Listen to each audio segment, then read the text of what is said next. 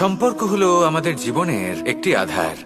কিছু সম্পর্ক এমন যা আমরা জন্মসূত্রে লাভ করি, যেমন পরিবার, মা, বাবা। কিছু সম্পর্ক আছে যা আমরা জীবনে অর্জন করে থাকি, তা সে প্রেমের হোক, স্নেহের হোক বা বন্ধুত্বের। এই সকল সম্পর্ক লাভ করার বা গড়ে তোলার 5টি ধাপ রয়েছে। প্রথম ধাপ, কোনো ব্যক্তির সাথে আলাপ হওয়া, তার সাথে কথা বলা বা তাকে দেখা। দ্বিতীয় ধাপ, সে ব্যক্তিকে আমাদের ভালো লাগা। তৃতীয় ধাপ, আমাদের এটা চাইতে শুরু করা যে জীবনে এই ব্যক্তি যেন আমাদের বন্ধু হন, আমাদের জীবনে থাকেন, বা আমাদের কাউকে ভালোবেসে ফেলা আর এটা আমাদের ভাবা বা চাওয়া যে সেই ব্যক্তি যেন আজীবন আমার সাথে থাকেন, আমার জীবনে আমার সাথী হয়ে। চতুর্থ ধাপ, লাভ করা। এবার এই ধাপটি অনেক মানুষের পক্ষেই খুবই সরল হয়, বড়ই সরলভাবে নিজেদের সঙ্গীকে লাভ করে থাকেন। কিছু মানুষের জন্য এই ধাপ অত্যন্ত কঠিন হয়ে থাকে। অনেক প্রতিকূল পরিস্থিতির ওপর জয়লাভ করে তারা সঙ্গীকে লাভ করেন, কিন্তু লাভ অবশ্যই করেন। এরপরে আসে পঞ্চম, অন্তিম এবং সবথেকে গুরুত্বপূর্ণ ধাপ। সেটা হলো সেই সম্পর্ক পালন করা। এটা হলো এমন এক বিষয় যা প্রত্যেক মানুষের শেখা উচিত। যদি ব্যক্তি নিজের জীবনে সম্পর্ক রক্ষা করতে শিখে যান, তবে প্রত্যেক সম্পর্ক তার জীবনকে স্বর্গ করে তুলবে। আসুন আর আমার সাথে ভালোবেসে বলুন, রাধা রাধা। যখন মানুষের মৃত্যু হয় তখন কি হয়? অনেক সংখ্যক মানুষ শোক পালন করতে চলে আসেন। যে ব্যক্তি মৃত্যু লাভ করেছেন তার অনেক বস্তু থাকে যেগুলো তার প্রিয়, যেগুলো তিনি ব্যবহার করেছেন। তার শয্যা, তার বস্ত্র, তার আভূষণ সবকিছু তার থেকে বিচ্ছিন্ন করা হয় এবং খালি হাতে তাকে শ্মশানের উদ্দেশ্যে রওনা করা হয়। আমি আপনাকে এই প্রশ্ন করতে চাই, আপনি এই সংসারে কি অর্জন করেছেন? ধন, সম্পত্তি, বস্ত্র, আভূষণ, এই সবকিছু যে আপনি অর্জন করেছেন, আপনার মৃত্যুর পরে তা আপনার থেকে দূর হয়ে যাবে। এর উত্তর হলো একটাই, আপনার কর্ম। শুধু সেটাই আছে যা একান্ত আপনার, আর শুধু সেটাই এই সংসার থেকে চলে যাওয়ার পরেও সংসারেই জীবিত থাকবে। যদি আপনি দুষ্কর্ম করেন, তাহলে এই সংসার আপনাকে একটি অনুচিত উদাহরণ হিসেবে মনে রাখবে যে এই ব্যক্তি খুব পাপী ছিল, অনুচিত কর্ম করতেন। যে পথে তিনি চলেছেন সেই পথে কারোর চলা উচিত নয়। সেখানেই যদি আপনি সৎকর্ম করেন, তাহলে সংসার চিরকাল এটাই বলবে যে খুব ভালো মানুষ ছিলেন, সবাইকে ভালোবাসতেন, সবাইকে সাহায্য করতেন, আমার খুব প্রিয় মানুষ ছিলেন। এটাই হলো শ্রেষ্ঠ কর্ম। সেই জন্য জীবনে শুধুমাত্র ধন, সম্পত্তি, আভূষণ এই সব অর্জন করতে গিয়ে নিজের মনোনিবেশ করবেন না। শ্রেষ্ঠ কর্ম করুন। সংসার থেকে চলে যাওয়ার পরেও এই কর্মই এই সংসারে আপনাকে জীবিত রাখবে। আসুন আমার সাথে ভালোবেসে বলুন, রাধা রাধা। আশা এবং বিশ্বাস মানুষের জীবনের দুই অমূল্য স্তম্ভ। এটাই হলো ঢাল এবং এটাই হলো অস্ত্র। এটাই আমাদের রক্ষা করে এবং এটাই আমাদের জীবনের পথ প্রশস্ত করে। কিন্তু ছোট একটা সমস্যা আছে। এবার যদি আপনি বটবৃক্ষের থেকে এই আশা রাখেন যে এ আমাকে ফল দেবে, তাহলে সেই আশা ভঙ্গ হওয়াই স্বাভাবিক। আর যদি আপনি বিশ্বাস করেন যে খেজুর গাছ আপনাকে ছায়া প্রদান করবে, তাহলে সেই বিশ্বাসও অবশ্যই ভঙ্গ হবে। তাহলে কি করা উচিত? চোখ বন্ধ করে যে কাউকে বিশ্বাস করার আগে বা যে কারোর থেকে আশা রাখার আগে নির্বাচন করুন যে কার ওপর বিশ্বাস রাখতে চান, কার ওপর আশা রাখতে চান। তবে আমি তো বলবো যে বিশ্বাস করতে হলে নিজের ওপর করুন, যে এই সংসারে এমন কোনো কাজ নেই যা আপনি করতে পারেন না।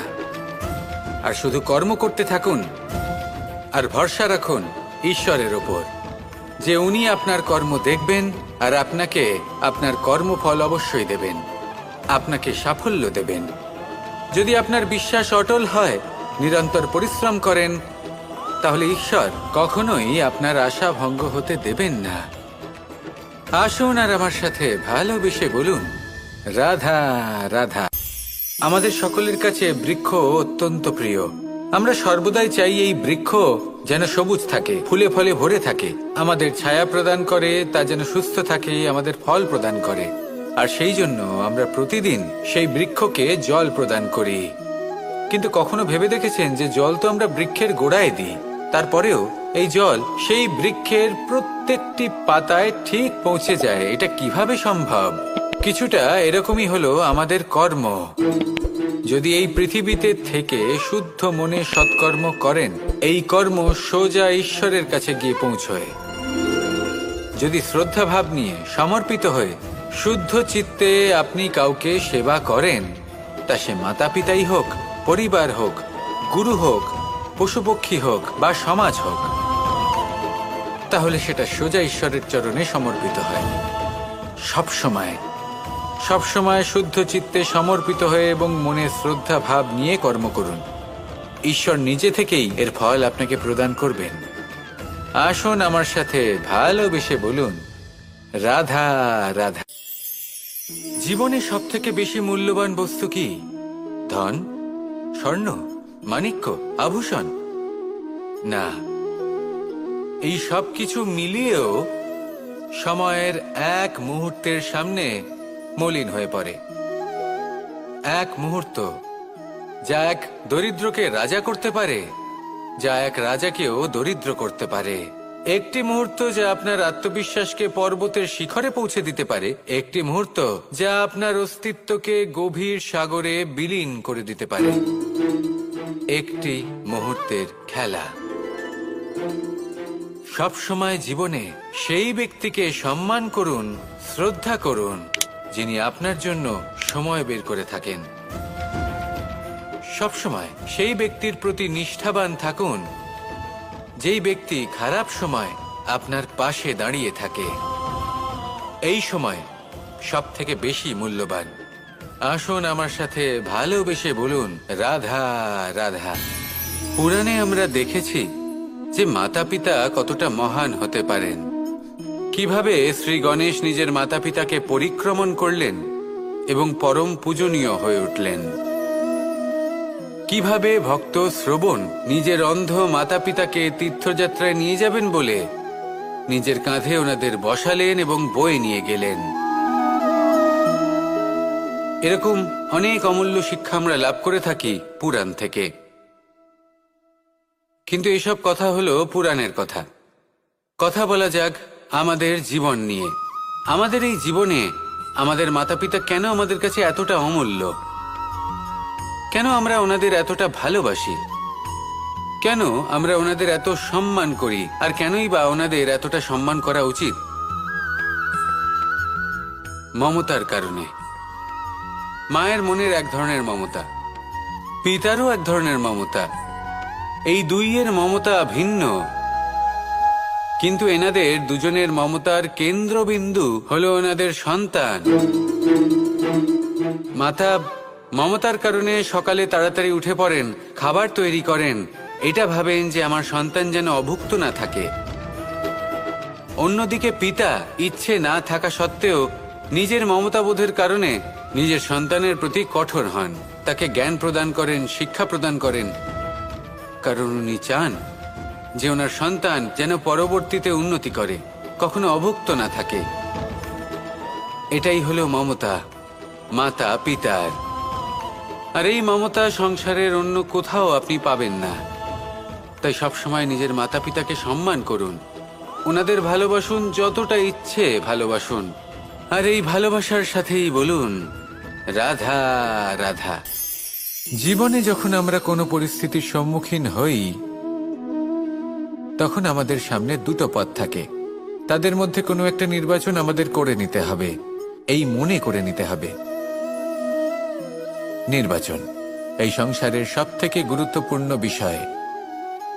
একটা নির্বাচন আপনার বর্তমান বদলে দিতে পারে, আপনার ভবিষ্যৎ বদলাতে পারে, আগামী প্রজন্মের জন্য ইতিহাস রচনা করতে পারে। একটা নির্বাচন। এবার দেখুন, যে পরিস্থিতি আপনার সামনে আছে, আপনাকে সেই পরিস্থিতির সম্মুখীন হতেই হবে, সেই কষ্ট সহ্য করতেই হবে, সেই মতোই কাজ করতে হবে। শুধু এই বিষয়টা নির্বাচন করতে হবে যে এই পরিস্থিতির সম্মুখীন হওয়ার সময় আমি কি দুর্বল হয়ে থাকব নাকি আমি শক্তিশালী হয়ে থাকব। এই নির্বাচন এই মনের মধ্যে করতে হবে। আর এই নির্বাচন হলো সবথেকে বেশি গুরুত্বপূর্ণ নির্বাচন। যদি নিজের মনকে শক্তিশালী করে তুলে সেই পরিস্থিতির সম্মুখীন হন, তাহলে কিছুই আপনাকে বাধা দিতে পারবে না। পূর্ণ নিষ্ঠার সাথে, সাহসের সাথে এই মনকে শক্তিশালী করে তুলুন। তাহলে কোনো সংকট আপনাকে না বাধা দিতে পারবে, না ভাঙতে পারবে। আপনি নিজে সাফল্যের শিখরে পৌঁছতে পারবেন, আর এই মন প্রসন্ন হয়ে বলবে, রাধা রাধা। আমরা আমাদের জীবনের লক্ষ্য প্রাপ্ত করার জন্য কি না করে থাকি। আমরা ভাবনা চিন্তা করে থাকি, কত জ্ঞান অর্জন করে থাকি, তারপরে আমরা পরিকল্পনা করি আর প্রচেষ্টা করি। এবার প্রথম চেষ্টাতেই সাফল্য লাভ করব সেটা নাও হতে পারে, বরং ইতিহাস সাক্ষী যে প্রথমবার প্রচেষ্টা করে সাফল্য লাভ করার সম্ভাবনা অত্যন্ত কম। আর যে কোনো সফল ব্যক্তিকে দেখুন, আপনি বুঝবেন সেই ব্যক্তি বারবার প্রচেষ্টা করে, চেষ্টা করা থামায় না, তবেই সেই ব্যক্তি একদিন সাফল্য লাভ করেন। সেই জন্য আপনিও প্রচেষ্টা করা কখনো বন্ধ করবেন না, করতেই থাকুন। যখন আপনি প্রথমবার প্রচেষ্টা করেন তখন আপনি একা থাকেন, কিন্তু যখন আপনি দ্বিতীয়বার প্রচেষ্টা করেন তখন আপনার সাথে কিছু বিগত প্রচেষ্টার অভিজ্ঞতা থাকে। চেষ্টা করতে থাকুন, সাফল্য আপনার কাছে আসতেই চলেছে। আসুন আমার সাথে ভালোবেসে বলুন, রাধা রাধা। সুখ এবং দুঃখ এই দুই হলো আমাদের জীবনের অবশ্যম্ভাবী এবং গুরুত্বপূর্ণ অঙ্গ। আমাদের সকলের জীবনে কখনো সুখও আসে, আবার কখনো দুঃখও আসে। আমরা সবসময় ভাবি আমরা কিভাবে সুখ লাভ করব, কিভাবে আমরা দুঃখ থেকে দূরে থাকতে পারি। আর এই জীবনে যা কিছুই ঘটুক না কেন, সে সবকিছু আমরা সুখ এবং দুঃখের মাপদণ্ডে মেপে থাকি। এবার এখানে একটা ছোট্ট বিষয় আছে, এটা ভেবে দেখতে হবে যে কে আসলে সুখী ব্যক্তি। সুখী ব্যক্তি হলেন তিনি যিনি নিজের জীবনে নিজের কর্মের বিশ্লেষণ করে থাকেন, সেই বুঝে পদক্ষেপ নেন।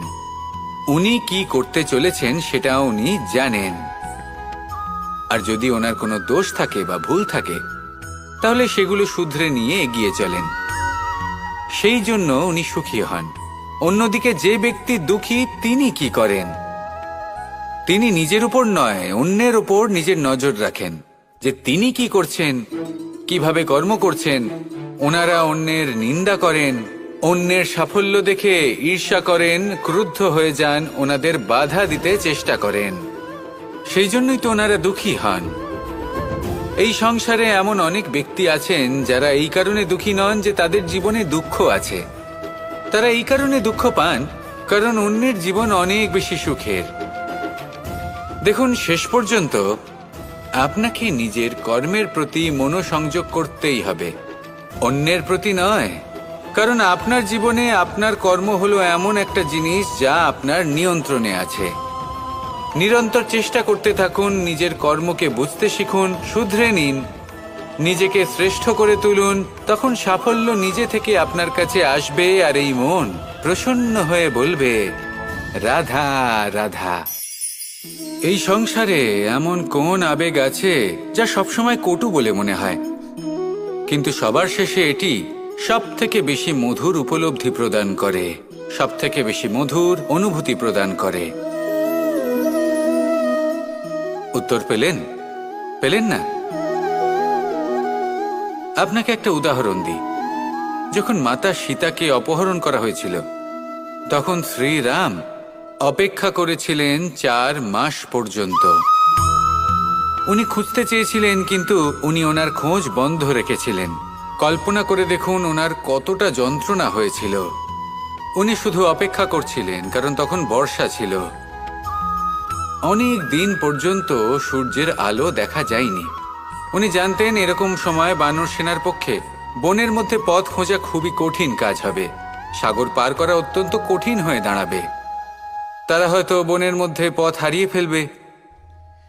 উনি অপেক্ষা করলেন, আর এই অপেক্ষার ফল হিসেবে উনি কি লাভ করলেন? সাগরে সেতু নির্মাণ করলেন এবং মাতা সীতাকে সসম্মানে আবার ফিরিয়ে আনলেন।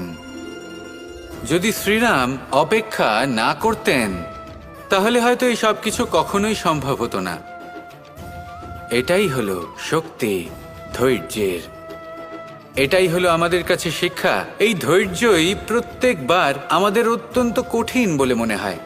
ধৈর্য ধরা অত্যন্ত কঠিন, কিন্তু অবশেষে এটাই সব থেকে শ্রেষ্ঠ ফল দান করে, সব থেকে মধুর উপলব্ধি, সব থেকে মধুর অনুভূতি প্রদান করে। তাই ধৈর্য ধরে থাকুন, সব কিছু শুভ হবে। আর তখন এই মন প্রফুল্ল হয়ে বলবে, রাধা রাধা। এই সংসারে সব থেকে ভয়ানক এবং গভীর অন্ধকার কোনটা? সেটা যখন মেঘ সূর্যকে ঢেকে দেয় এবং সংসার অন্ধকারাচ্ছন্ন হয়ে ওঠে, নাকি তখন যখন সূর্যাস্তের সময় ঘনিয়ে আসে, সূর্য ঢলে যায় এবং এই সংসারে অন্ধকার ছেয়ে যায়, নাকি সেই অমাবস্যার রাত্রি যখন চতুর্দিকে ঘন অন্ধকার থাকে এবং চন্দ্রমার প্রকাশ কোথাও থাকে না? না, এই সংসারে সব থেকে বেশি ভয়ানক অন্ধকার হলো মানসিকতার অন্ধকার। মানসিকতা খুব গভীর একটা বিষয়। এই মানসিকতাই সত্যের রূপ ধারণ করে এবং আমাদের এই মানসিকতা এবং বিবেকে একটা সূর্য থাকে। যদি আমরা এটা জীবন থেকে বের করে ফেলি তাহলে নিরাশা, হতাশা, অসফলতা এর এমন এক ঘন অন্ধকারে আমরা ফেসে যাব যে তার থেকে বাইরে বের হওয়া প্রায় অসম্ভব ব্যাপার হয়ে দাঁড়াবে। বড়ই কঠিন হয় সেই সময়। সেই জন্য ইতিবাচক মনোভাব থাকা খুব প্রয়োজনীয়। এটা ভাববেন না যে এটা আমার সাথে কেন হলো, এই সমস্যা কেন এলো, ওই ব্যক্তি আমার সাথে এটা কেন করলেন। এটা ভাবুন যে আমি জীবনে যে পরিস্থিতিতে দাঁড়িয়ে আছি তার থেকে আমি ঠিক কিভাবে বাইরে বেরোতে পারবো। যতই ঘন অন্ধকার থাকুক না কেন, খুব ছোট একটা প্রদীপের প্রকাশ আমাদের পথপ্রদর্শক হয়ে দাঁড়াতে পারে। আর আমাদের জীবনে এই ছোট্ট একটা প্রকাশ হলো আশা। এই আশার একটি কিরণ আমাদের অত্যন্ত গাঢ় অন্ধকারেও পথ দেখাতে পারে। তাই এই আশাকে সবসময় মনে প্রজ্বলিত করে রাখুন। গাঢ় থেকে গাঢ় অন্ধকারের সাথে, কঠিন থেকে কঠিনতর সমস্যার সাথে লড়াই করুন, সামনে এগিয়ে চলুন, আর আমার সাথে ভালোবেসে বলুন, রাধা রাধা। একটি নৌকা বিশাল একটি সাগরে ভেসে চলে। কখনো যাত্রীদের বা কখনো বিশাল বস্তুকে নিজের সাথে বহন করে নিয়ে চলে, এক স্থান থেকে অন্য স্থানে পৌঁছে দেয়। এই নৌকা কখনো সাগরে আটকে পড়ে বা কখনো ডুবে যেতেও পারে, কিন্তু এই নৌকা তখন ডুবে যায় না যখন এর আশেপাশে অধিক মাত্রায় জল থাকে। এটা তখন ডুবে যায় যখন ও নিজের আশেপাশের থাকা জলকে নিজের ভেতরে প্রবেশ করতে দেয়। যখন আস্তে আস্তে এই জল প্রবেশ করতে থাকে, নৌকা ভারী হতে থাকে আর আস্তে আস্তে ডুবে যায়। এটা আমাদের কাছে একটা শিক্ষা। হতেই পারে আমাদের এই সংসারে, আমাদের জীবনে আশেপাশে অনেক বেশি মাত্রায় নেতিবাচক শক্তি থাকবে, ঈর্ষা থাকবে, বিদ্বেষ, ঘৃণা বা ভয় থাকবে, কিন্তু মনের এই নৌকা শুধু তখনই ডুববে যখন আপনি এই নেতিবাচক শক্তিকে নিজের ভেতরে প্রবেশ করতে দেবেন। মনে রাখবেন, এই নেতিবাচক শক্তিকে কখনো নিজের মনে প্রবেশ করতে দেবেন না। প্রবেশ করলেও তাহলে যেন সে সেখানে কোনো স্থান না পায়। শুধু এই বিষয়টা খেয়াল রাখলে আপনার মনের এই নৌকা জীবনের এই সাগরে সব সময় ভেসে থাকবে, আর এই মন প্রসন্ন হয়ে বলবে, রাধা রাধা। আপনারা সবাই একটা গাছের পাতাকে দেখুন। যতক্ষণ পর্যন্ত ও গাছের সাথে, মানে গাছের ডালের সাথে জুড়ে থাকে, সে সবুজ থাকে, বাতাসের সাথে সে নড়তে থাকে। যতক্ষণ পর্যন্ত ও সূর্য থেকে পাওয়া রশ্মির শক্তি গাছে পৌঁছে দেয়, ততক্ষণ ও ডালের সাথে যুক্ত থাকে। কিন্তু যখন সেই পাতা শুকিয়ে যায় তখন তার কোনো গুরুত্ব থাকে না। সেই পাতা গাছের ডালে এবং বৃক্ষের কাছে বোঝা হয়ে থেকে যায়।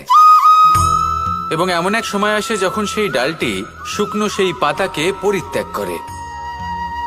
এটাই আমরা এই প্রকৃতিতে দেখি এবং এটাই হলো সত্য। আর এটাই আমাদের জীবনে খুব বড় একটা শিক্ষা। যদি আপনিও নিজের জীবনে নিজের আপনজনদের কাছে বোঝা স্বরূপ হয়ে দাঁড়ান, তাহলে তারা আপনাকে যতই ভালোবাসুক না কেন, ওনারা যদি নাও চান, তাহলেও এমন এক দিন আসবে যখন আপনার আপনজন আপনাকে পরিত্যাগ করবে। সেই জন্য সবসময় আত্মনির্ভর হয়ে ওঠার চেষ্টা করুন। নিরন্তর পরিশ্রম করতে থাকুন, কারোর ওপর বোঝা হয়ে থাকবেন না, বরং তার সাথে মিলে দায়িত্ব পালন করুন। এমনটা করবেন, তাহলে আপনার সম্মানও বজায় থাকবে এবং সম্পর্কের মধ্যে আপনার মূল্যও বজায় থাকবে। আসুন আর আমার সাথে ভালোবেসে বলুন, রাধা রাধা। আমাদের মধ্যে এমন অনেক মানুষ আছেন যারা বই পড়তে পছন্দ করেন। অনেক মানুষ আছেন যারা ভিন্ন ভিন্ন রকমের কাহিনী পড়েন।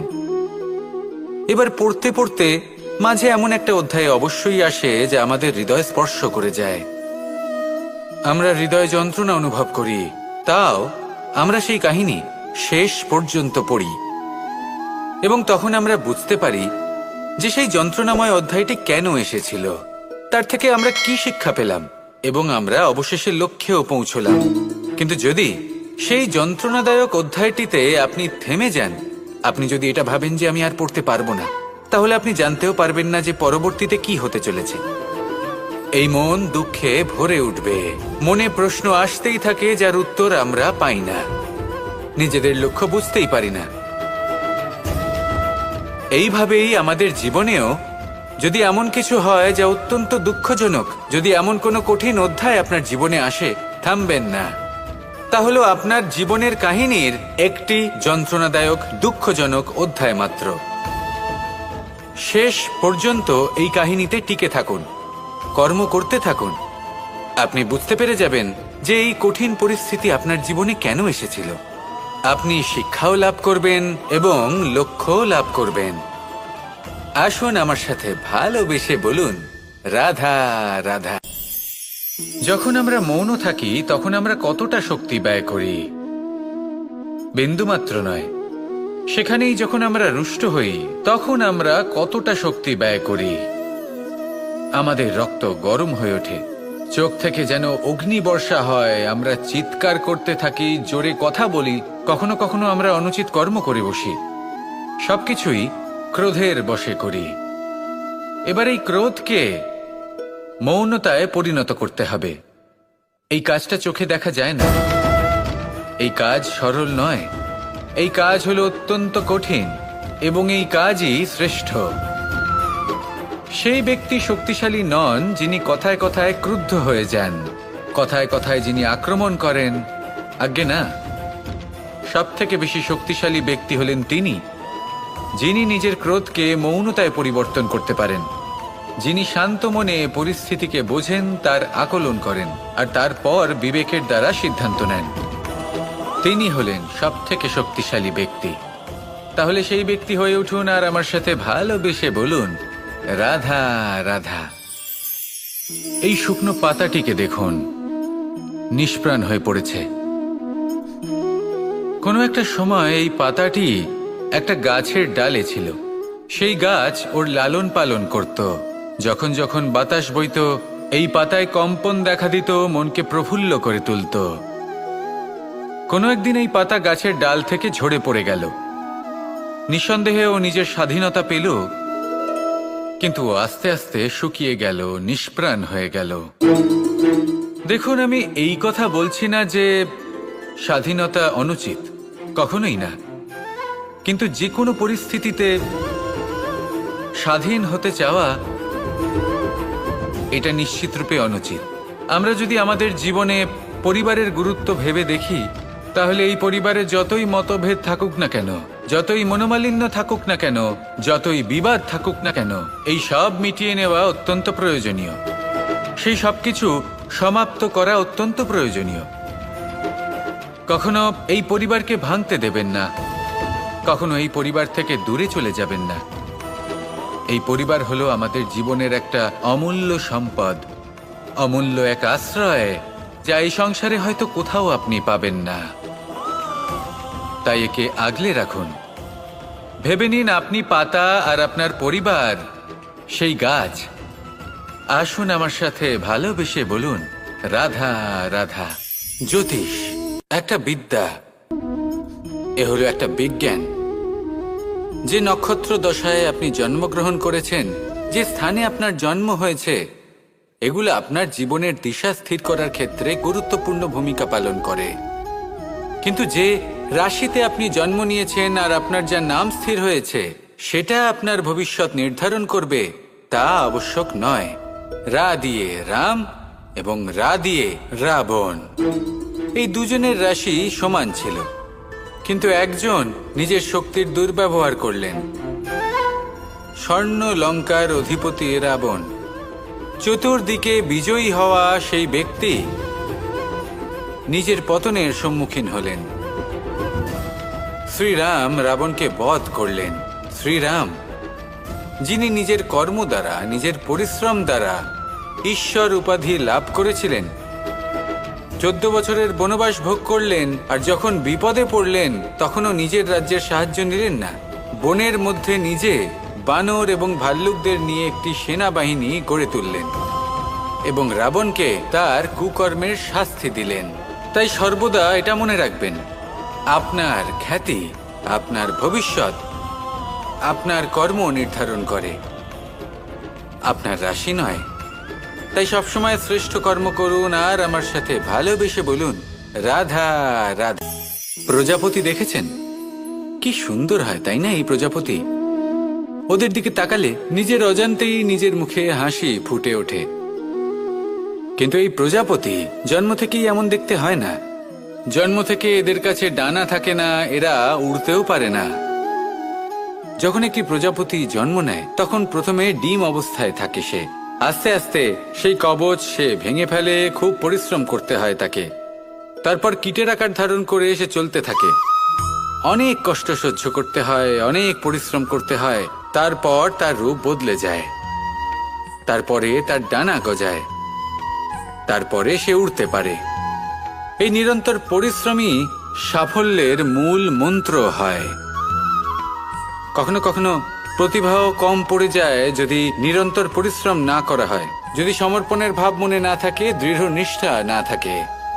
আর কখনো কখনো সেই ব্যক্তি যার মধ্যে বিশেষ প্রতিভা থাকে না, সেই ব্যক্তি নিরন্তর পরিশ্রম করে, নিজের মনে সমর্পণের বোধ জাগিয়ে তোলে, দৃঢ় নিষ্ঠার সাথে কর্ম করে আর সাফল্য লাভ করে। সেই জন্য আপনি জীবনে যেখানেই পৌঁছে যান না কেন, নিরন্তর পরিশ্রম করতে থাকুন। তবেই আপনার ভবিষ্যৎ রঙিন প্রজাপতির মতন গগনচুম্বী হবে। তবেই এই সংসার আপনাকে দেখবে এবং নিজের অজান্তেই এই সংসার নিজের মুখে হাসি ফুটিয়ে তুলবে এবং এই সংসার আমার সাথে ভালোবেসে বলবে, রাধা রাধা। কখনো কখনো অন্ধকারের সাথে লড়াই করার জন্য আমরা প্রদীপ জ্বালাই। এতে প্রথমে সলতে রাখি, তারপর তেল ঢালি, তারপর আগুন জেলে এটা প্রজ্বলিত করি। তারপর একটা সময় আসে যখন এই প্রদীপ নিভে যায়। কারণটা কি? কারণ কি এটা যে প্রদীপের প্রকাশমান হওয়ার ক্ষমতা সমাপ্ত হয়েছে? না, এই যে আগুন আমরা দেখতে পাচ্ছি, এই আগুনের জন্য যে শক্তির প্রয়োজন হয় তা আসে এই তেল থেকে। যদি এই তেল সমাপ্ত হয়ে যায় তাহলে এই প্রকাশ তাও সমাপ্ত হয়ে যায়। আর আমাদের জীবনে এই তেল হলো আমাদের কর্ম, আর এই আগুন আর এর দ্বারা উৎপন্ন হওয়া প্রকাশ আমাদের ভাগ্য। যত আমাদের কর্ম ক্ষীণ হতে থাকবে, আমাদের ভাগ্য সৌভাগ্য কোথাও না কোথাও লুপ্ত হয়ে যাবে। যে উজ্জ্বল ভবিষ্যৎ আমরা চাইছি তা কখনো লাভ করতে পারবো না যদি কর্ম না করি। ঠিক যেমন তেল ছাড়া অগ্নি উৎপন্ন হয় না, তেমনি কর্ম ছাড়া সৌভাগ্য হয় না। আর যেমন কর্ম তেমন ভাগ্য। তাই সবসময় কর্ম করতে থাকুন, কর্ম করা থামাবেন না। আর আমার সাথে ভালোবেসে বলুন, রাধা রাধা। মুক্তোর এই মালা দেখতে কত সুন্দর হয়, তাই না? যিনি ধারণ করেন তাকেও এটা শীতলতা প্রদান করে। আর যে ব্যক্তি দেখে তার চোখও এই দৃশ্য দেখে শান্তি উপলব্ধি করে। কিন্তু ভাবুন, যদি এমন কিছু হয় যে সুতো দ্বারা এই মুক্তোর মালা তৈরি হয়েছে সেটা কেউ ছিঁড়ে দেয়, তাহলে এই মুক্তোর মালা ছিঁড়ে যাবে আর সমস্ত মুক্তো মাটিতে পড়ে যাবে, ছড়িয়ে পড়বে। তখন কি আমরা এটা ভাববো যে এটা তো মাটিতে পড়ে থাকা বস্তু, এটা আমি তুলবো না? ভাববো না, তাই না? আমরা নিচু হয়ে একটা মুক্তো কুড়িয়ে নিই এবং আবার এদের সুতোর মধ্যে প্রবেশ করাই। কেন? কারণ এই মুক্তো হলো বহুমূল্য। এতে কোনো সন্দেহ নেই যে এই মুক্তো হলো বহুমূল্য। কিন্তু এর থেকেও অনেক বেশি বহুমূল্য হলো আমাদের জীবনে আমাদের সম্পর্ক, আমাদের বন্ধু বান্ধব। এই সম্পর্কেও কখনো কখনো বিবাদ হয়, মনোমালিন্য হয়, এগুলোও ছড়িয়ে যায়। আর সেই সময় এই মুক্তোর মতোই নত হয়ে আমাদের এই সম্পর্কগুলিকে হাতে তুলতে হবে, এদের জুড়তে হবে, এদের আগলে রাখতে হবে, কারণ এদের থেকে বহুমূল্য আর কিছুই নেই। আর যদি এই কাজটা আপনি শিখে নিতে পারেন, তাহলে আপনার জীবনের এই সম্পর্ক, এই বন্ধুত্ব সবসময় আপনাকে বল প্রদান করবে, আনন্দ প্রদান করবে। আর এই মন সুপ্রসন্ন হয়ে বলবে, রাধা রাধা। আজ আপনাকে একটা গল্প শোনাচ্ছি। একদিন এক ব্যক্তি নিজের দ্বারে লিখে দিলেন, আজ আমি ভীষণ দুঃখী, আজ আমার সাথে কেউ দেখা করতে আসবেন না। কিছুক্ষণ পরে তার এক বন্ধু এলো, সে সেই লেখা পড়ল, তাও গিয়ে তার সাথে দেখা করল। সে বলল, আমি লেখাপড়া জানি না, কিন্তু আমার বন্ধুর মনের এই বেদনা, এটা আমাকে সবসময় ডাক দেয়। এরাই হলো আসল বন্ধু। কোনো কারণে আপনি যদি দুঃখ পান, কোনো সমস্যার সমাধান না বের করতে পারেন, এই সংসার থেকে আলাদা হয়ে যেতে চান, তাও এই বন্ধু আপনার সাথেই থাকবে। সমস্যার সমাধান না দিতে পারলেও আপনার সম্বল হয়ে অবশ্যই থাকবে। হয়তো আপনার দুঃখ কম করতে পারবে না, কিন্তু আশার আলো অবশ্যই দেখাবে। যখন আপনি সংসারের থেকে আলাদা হয়ে যান, তখনও আপনার সাথে যুক্ত থাকে আপনার এই বন্ধু, আসল বন্ধু। এবারে আমরা মানুষেরা বড়ই বিচিত্র। তারা সব সময় যে কোনো জিনিসের মাহাত্ম্য দুবার বুঝতে পারে। এক, তা পাওয়ার আগে। দুই, তা হারাবার পরে। এবারে ঠিক এরকমই আমাদের বন্ধুরাও হয়। যদি আজ আপনার বন্ধুরা আপনার সাথে থাকে, তাদের প্রতি কৃতজ্ঞ থাকুন, তাদের প্রসন্ন রাখুন, তাদের মাহাত্ম্য বুঝুন। কারণ একবার আপনি এদের হারালে, অনুতাপ করলেও আর এদের ফেরত পাবেন না। তাই ভালোবাসুন, বন্ধুত্ব বজায় রাখুন, আর আমার সাথে প্রসন্ন হয়ে বলুন, রাধা রাধা। আমাদের মধ্যে বহু মানুষ মাঝে মাঝে নিজেকে অকর্মণ্য মনে করি। ভেবে নিই যে এত চেষ্টা করার পরেও কিছুই পেলাম না, আর হয়তো পরেও কিছুই পাব না। আর সেই জন্য নিজের জীবনের সমস্ত বোঝা অন্য কারোর কাঁধে চাপিয়ে দিই, নিজের ওপরে বিশ্বাস হারিয়ে ফেলি। কেন বুঝতে পারেন না এই কথাটা? যে যতক্ষণ না পায়ে কোনো কাঁটা ফুটবে, ব্যক্তি কি করে বুঝতে পারবে যে এরপর থেকে নিচে তাকিয়ে চলতে হবে? সূর্যকে নিজে জ্বলতে হয় যাতে বাকিদের প্রকাশ দিতে পারে সে। রাতের অন্ধকারের সাথে লড়াই করার জন্য চন্দ্রিমাকে আকাশে একা উজ্জ্বল হতে হয়। নদী নিজের যাত্রা কি করে করে, নিজের পথ কি করে নির্মাণ করে? সে পাথরের সাথে লড়াই করে তা বানায়। যদি স্বয়ং আপনি নিজের সাহায্য করতে অক্ষম হন, তাহলে নিশ্চিতভাবে আপনার এই জীবন ব্যর্থ হয়ে যাবে। তাই মনে রাখবেন, এই সংসারে নিজের জীবনের ভার নিজের কাঁধেই বহন করতে হয়। অন্যের কাঁধের ওপর শুধুমাত্র পরলোক যাত্রা হয়। সেই জন্য এই সংসারে জীবিত সেই যে আত্মনির্ভর।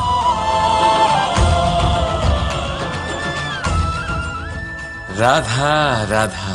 সময়, কথায় বলে সময়ের পূর্বে কিছুই হয় না। প্রতিটা ঘটনার একটা সময় থাকে। সময়ের আগে না সূর্যোদয় হয় আর না সূর্যাস্ত হয়। সময়ের পূর্বে গাছে না ফুল ফোটে না ফল ধরে।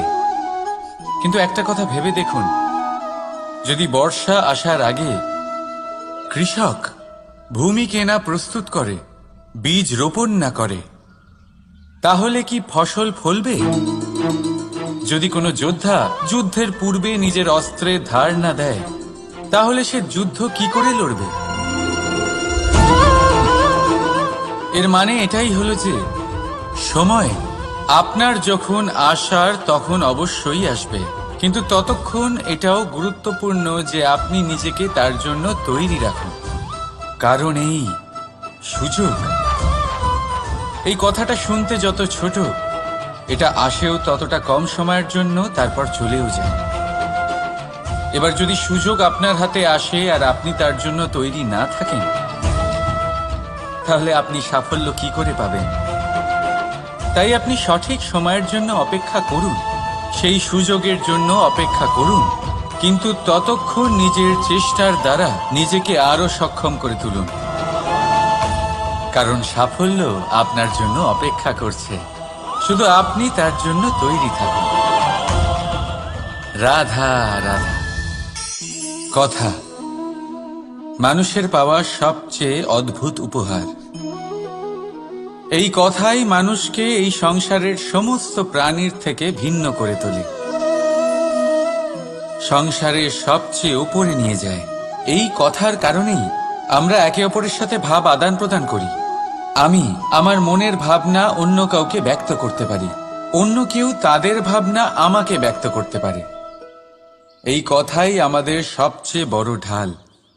এবারে দেখুন, আপনি নিশ্চয়ই লক্ষ্য করেছেন, কারোর কথা মধুর হলে লোকে তাকে ভালোবাসে, তাকে নিজের বন্ধু বানায়। সেইভাবেই যদি কারোর কথা কঠোর হয়, তাহলে লোকে তাকে ঘৃণা করে, তাকে নিজের শত্রু মনে করে। এই কথাই ভাষা হয়ে আমাদের ইতিহাস রচনা করে। তবে আমরা কি সত্যি বাণীর বিষয়ে অতটাই ভাবি যতটা আমাদের ভাবা উচিত? ভেবে দেখুন, মানুষের কথা বলতে শিখতে কত সময় লাগে। কোনো বালক 1.5 বছর বয়সে কথা বলতে শেখে, কেউ 2 বছরে, কেউ 3। এবার দেখুন, মানুষ 1.5 বছর বয়সে কথা বলতে শিখে গেলেও তার কি বলা উচিত এটা সারা জীবনেও শিখতে পারে না। এর উপরে মনোনিবেশ করুন, এটা বোঝবার চেষ্টা করুন কি বলা উচিত। নিজের কথা শুদ্ধ করুন, নিজের কথা মধুর করুন, আর সেই মধুরতার সাথে আমার সঙ্গে বলুন, রাধা রাধা। এই লক্ষ্য আসলে কি? এই লক্ষ্য তাই যা আমরা পেতে চাই। এই সংসারে সুখী কে হয়? সুখী সেই যে তার লক্ষ্য পেয়ে গেছে। দুঃখী কে হয়? দুঃখী সেই যে তার লক্ষ্য এখনো পায়নি। এবারে প্রশ্ন এখন এটাই যে লক্ষ্য সবাই পেতে চায়, লক্ষ্য পাওয়ার জন্য সবাই প্রাণপণ চেষ্টাও করে, তাহলে সবাই তাদের লক্ষ্যে পৌঁছতে পারে না কেন? ঠিক আছে, কোথাও না কোথাও কিছু না কিছু কমতি থেকেই যায়, যাই বাধা থাক। আজকে আমি আপনাকে একটা উপায় বলবো এই লক্ষ্য পাওয়ার জন্য। একটা কাগজ নিন, তাতে একটা চিহ্ন বানান, সেটাই হবে আপনার লক্ষ্য। এবারে সেই লক্ষ্যে পৌঁছানোর একটা পথ বানান। এবারে এই যাত্রাকে ভিন্ন ভিন্ন ভাগে বিভাজন করে দিন। এবারে এটা হলো আপনার পরিকল্পনা। এবার এই পরিকল্পনা ক্রমানুসারে আপনি পালন করতে থাকুন, এটাই হবে আপনার চেষ্টা। এবার এইভাবে যদি আপনি চেষ্টা করতে থাকেন, যাই আপনার কল্পনা হোক না কেন, তা বাস্তব অবশ্যই হবে। তাহলে এই কল্পনাকে বাস্তবে রূপান্তরিত করুন। এইভাবেই নিজের পরিকল্পনা পালন করতে থাকুন। আপনার যাই কল্পনা থাকুক বা যাই লক্ষ্য থাকুক, তা বাস্তবে পরিণত হয়ে আপনার হাতে অবশ্যই আসবে। রাধা রাধা।